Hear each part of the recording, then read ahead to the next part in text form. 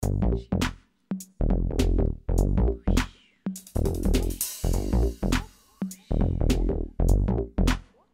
everyone, and this is BioPhoenix here, and today I want to talk about something that I figured that could be an interesting discussion. So whenever you follow channels for like a really long time and you've seen like a bunch of their videos, have you always wondered if they ever made like videos that they've tried making but that they had to like cancel it at last minute for whatever reason?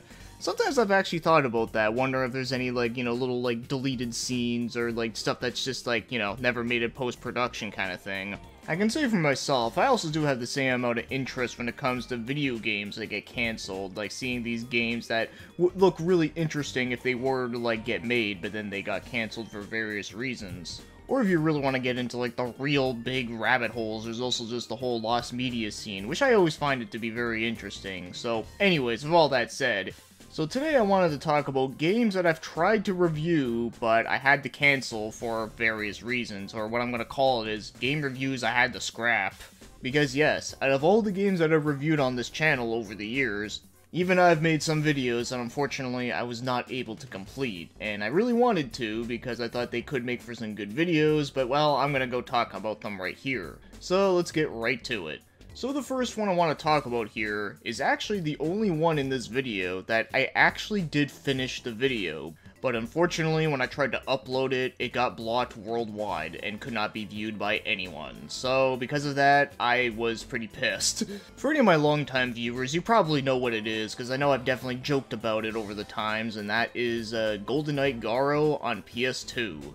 So this is a hack-and-slash fighting game that was based after the Tokusatsu series that's all like live action and it has some like crazy prosthetic effects and all this type of crazy stuff. It's actually pretty damn cool. But as for the reason why it got blocked worldwide, well, I think it has to do with, like, the intro cutscene looks very similar to the actual intro to the show, and I guess, like, the copyright bots assumed that I was trying to, like, steal, like, their episode or some shit, so they're like, nope, can't have that, and then, yeah, then I got mad. But one good thing that I will say about the video is that the video is not lost. I still have it on my hard drive. It's just the thing is that I have to try to like edit that whole intro part. Maybe I might put like a black screen of text saying like, fuck you, go fix your shit you assholes, or something like that. I don't know, I might put something jokey like that. But I really hope it's not the music that's the problem, because if it is, then I might be boned because I don't have like my whole commentary audio file for that. So yeah, so we'll see. I don't know, maybe in the next few days, maybe I might actually have to get off my ass and actually try to like edit that shit and then re-upload it, and hopefully everything will be good. So yeah, that's the first one I wanted to mention. So yes. Now, if you guys want to like cover the game yourself, whether it be like live streaming, let's plays, a review, or whatever it is that you do, just be warned and skip that intro as soon as possible, because trust me, it'll save you a big headache. So the next one here is an RPG on the Super Nintendo, and that happens to be Dark Half. And this is one game that looks really freaking badass, which is why I wanted to cover it. And the game is Japan only, but it does have a fan translation, so the reason I had to scrap this one had nothing to do with the language barrier, but the reason I had to scrap it had to do with the fact that the game was just insanely difficult. Like, I couldn't even beat the first boss of the game. Like, that's how freaking hard this game was for me. And also doesn't help that there wasn't any good walkthroughs on the game at the time. I'm sure there might be like a decent one now, I'm sure, but I know at the time when I tried playing it, yeah, there is nothing. But in case you've never heard of this game, or don't know anything about it at all, it's basically an RPG where you play as both a good guy who can transform into a bad guy, and it's actually very interesting the way how it's done. In fact, there's actually a lot of controversial things within this game, which is the reason why we didn't get it over here back in the day. So because of all that, I really wanted to cover it because I just thought it was just a very interesting premise for the time it came out. But unfortunately, like I already said, the game was just insanely difficult for me, and plus, I'm not gonna review a game that's like, I couldn't even get very far at all. That just wouldn't feel right. Also, another thing too I have to mention as well is that there's also this one weird, like, time limit mechanic in the game that I don't fully understand.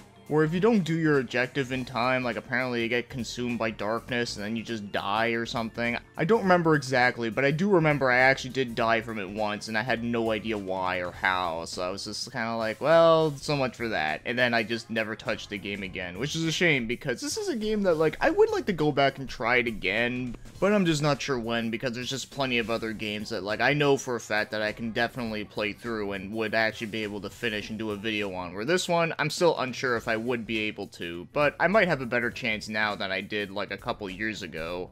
And the next one I want to talk about is yet another RPG on the Super Nintendo, and this is probably like one of the late release games on the system in 1997, and that happens to be Dark Law: Meaning of Death. So just like with Dark Half, this is another game that's just insanely hard. In fact, I'd say this game was even harder than Dark Half, because at least in that game, I at least was able to see the first boss. In this game, I couldn't even get out of the frickin' first cave dungeon. So I'll explain why in a moment, but yes, as for the game itself, so this is another RPG where you get to create like your own like party members and all that, and also the graphics in this game are pretty damn amazing for Super Nintendo, as you would expect for like the year it came out. Like this game almost looked like it could have like been on like the PS1 or the Sega Saturn. So I thought the game looked pretty cool, and also, just like before, the game also has a fan translation, so I was like, well, looks like I have at least a better chance of playing it, and then when I tried, yeah, like I said, I could not get far into this game whatsoever. Like, from what I remember playing of it, the way how, like, the damage worked made, like, no fucking sense. Like, it was, like, way too random. Like, you could be fighting, like, an army of slimes, and you can just do, like, 1, 2 damage, like, every so often, sometimes 0. And it almost seemed like, no matter what equipment you had on, it didn't seem like it made that much of a difference. It was just really fucking frustrating. In fact, this one actually did have, like, a pretty decent walkthrough it seemed, but the one thing that I've noticed with the walkthrough was that even the guy in the video was constantly struggling and was only able to get by pure luck. So that kind of tells me that, yeah, this game is kind of not that great, and I really did not want to put more time into it, because, yeah, this game was pretty aggravating. And you know me, I've covered some pretty aggravating games over the years, so, yeah, that's really saying something, the fact that I couldn't even get through, like, this one. And trust me, I really tried. Like, I really wanted to try and play through more of this game, but honestly, I thought the game just was kind of shit. And, like, of course, I'm not gonna do a video and call, like, the game a piece of shit while, like, not being able to get far into it, because, you know, at least with a game like Eternal Quest, like, you can play that game for, like, not even, like, 10 seconds, and you already know you're in for a shit game, or at least this one, like, maybe it does get better, like, as you go on further and actually start learning its bullshit ways, but I can't see myself going back and actually trying to replay this one, though. At least with Dark Half, I'm willing to give that one a try again. This one, I don't think I'm going to, so if anyone else wants to cover this game, please do. Okay, and next up we got ourselves a PS2 game, and this is one that I actually covered in my Games I Wish Got Fan Translated, but I actually did try to do a review on the game before I mentioned it in there, and that happens to be Gunbuster. It's one of my all-time favorite anime OVAs of the 80s. In fact, it's actually one of my favorite OVAs in general, but yeah, so of course when they made a game out of it, and one that looks like it's going to be like Star Fox action shit, I was like, fuck yeah, sign me up. I even made a thumbnail of it ahead of time because I was like, yep, I'm totally gonna be in for this, and then once I tried playing it, I couldn't get past the beginning part, because just like in the anime, it starts out with like a school section where she's like training and whatnot, and yeah, you gotta do this whole like adventure mode thing, and of course, you know, it's Japan only, so I couldn't read any of it, and also I couldn't translate any of it because like the translation just didn't come out right. And on top of that, there was no walkthroughs either, so yep, unfortunately, I could not progress through the game whatsoever. And it really is unfortunate because, like I said, not only is it one of my all-time favorite animes, but it's also one of the few games that are based after this series that actually does have some, like, action scenes in it, because all the other Gunbuster games I know of are all just straight-up visual novels. So if there was like an easy way to just play through this game, I probably could recommend it to most people if the action scenes actually do play really well, which from what I've seen from videos, it does look like a pretty fun game. It's just getting to that part is what takes a while, so yeah, that's all I gotta say about Gunbuster. Hopefully we'll still get a fan translation out of it one day. Alright, and next up we got another PS2 game, and this is one that actually did come out in Europe, so the game is actually all playable in English, and I'll get into why I couldn't review it, and that happens to be x-treme Express. Okay, so this is kind of a very ridiculous and silly-ass game. It's basically a train racing game, which I just thought the whole idea of that was kind of funny. And then on top of that, too, this game actually has some, like, pretty, like, crazy designs later on. Like, I think there's even, like, a train you can unlock that basically looks like it came from hell with skeletons and everything. It's kind of awesome. So I really just wanted to cover this game just because of how, like, weird it is. But unfortunately, I found that the game doesn't really do a good job telling you how to play it. So, like, from what I remember, you gotta, like, switch gears every so often. You also gotta, like, do some, like, maintenance shit. There's also some balancing shit you gotta worry about. There's all this, like, crazy stuff you gotta worry about, almost as if it's, like, a frickin' simulator or some shit. And I'm no train or racing expert, but I think this game was a little bit over my head, and I know for a fact if I did try to review it, I probably would get my shit wrong, so I'm just like, yeah, I think someone else can cover this one. But I do think this game has potential to be pretty fun once you actually know how to play it. And the next one I want to talk about here is a game on PS1, and this is also a game that I've mentioned in one of my Games I Wish Got Fan-Translated videos, and that happens to be Cyberorg, with its badass cover art. So yes, this is a Squaresoft game that looks really cool looking, very different, and yeah, this is actually like an action game, so you'd think like it would be playable without speaking Japanese, and it even does have English voices in it through certain cutscenes. So the first little bit you're playing through it, you're kind of like, okay, this is kind of cool. It's kind of like a little bit of a beat 'em up where you just collect a bunch of items and all this type of stuff. And then after that, you get to a point where the game stops you, and then you're just like, okay, so like, what the fuck do I do now? And then after that, yeah, I just never got past that part.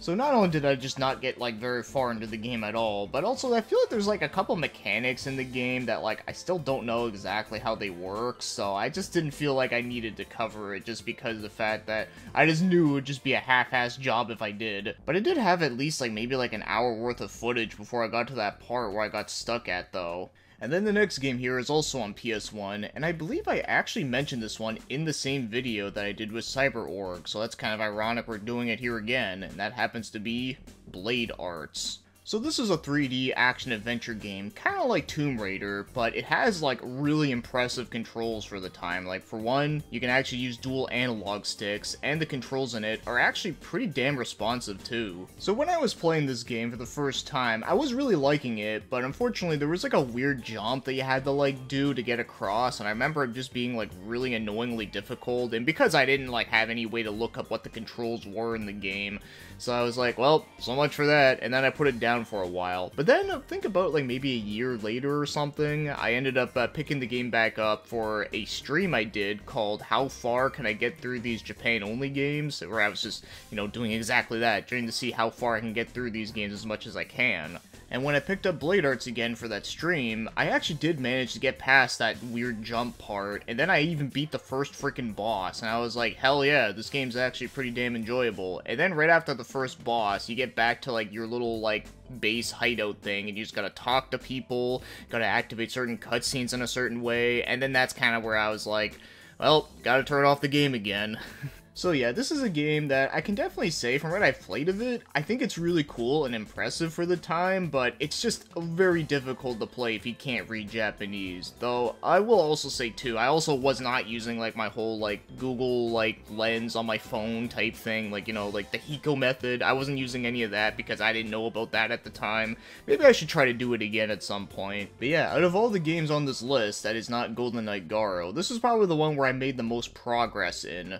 And now, as for the last game I'm going to mention here, this is actually a game that I just love the way it looks way too much, but then again, it's also a PC98 game, so of course it does, and that happens to be Tokyo Twilight Busters. Yes, this is another game that I really can't wait to get fan translated. I know someone was working on it. I don't know if they still are or not, but I still hope they are doing the best that they can. So yeah, this is a horror game made by Wolf Team that kind of reminds me of Clock Tower, but apparently it also does have some RPG elements thrown in there as well, which is kind of interesting. So I actually did try playing through this game, and yes, I even did have a translator on board, and I actually was able to understand a little bit of the story at the beginning part. And from what I was able to translate, the game did seem like a very intriguing story, and I was actually really invested into it. And then the game switched to another character, and then when I had to go through his stuff, and then the game just like opened up immensely by having like a shit ton of menus, and unfortunately I wasn't able to translate what these menus were. And then I was like, well, so much for that game. Well, looks like I gotta wait a while. Hell, I even tried playing the DS version of this game, and that one was even harder to play because I found that the controls in it were not very intuitive.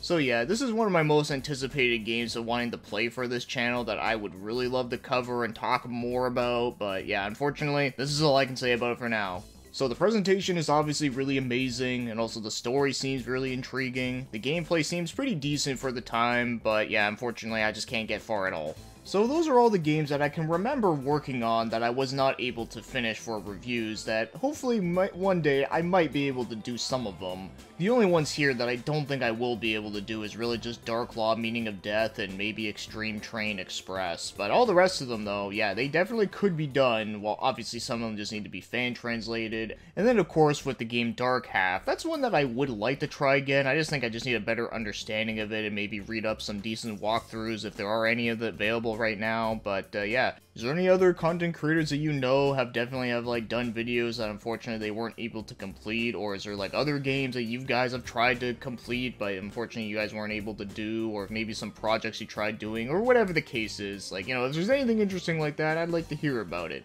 So with that said, thanks for watching, commenting, and have yourselves a great day.